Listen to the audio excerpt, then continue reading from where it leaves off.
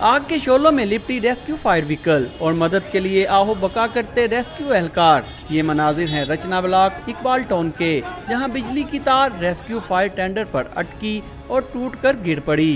Current लगने से गाड़ी का ड्राइवर मुदस्सिर मौका पर जाँ बाक हो गया, जबकि शहजाद और हमाद नामी एहलकार जख्मी हुए।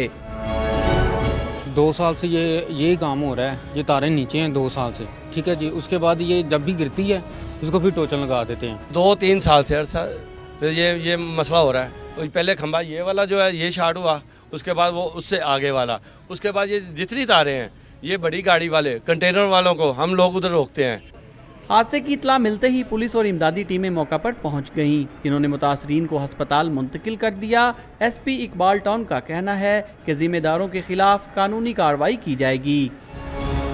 गाड़ी ने आग पकड़ ली और इलेक्ट्रोक्यूशन की वजह से बंदों को करंट लगा, तो एक जो उसमें ड्राइवर है ये इसका नाम है मुदस्सिर, उसकी भी डेथ हो गई है जी। इसमें दरख्वास्त हम लेंगे और जो कानूनी कार्रवाई बनती है वो करेंगे। रेस्क्यू हुकाम के मुताबिक गाड़ी मामूल के गश्त पर थी कि हादसा पेश आ गया, जहां बाक होने वाले एहलकार की मैयत जरूरी कार्रवाई के बाद पुरसा के हवाले कर दी है। कैमरामैन आरिफ रहमत के साथ वसीम रियाज, डॉन न्यूज़, लाहौर।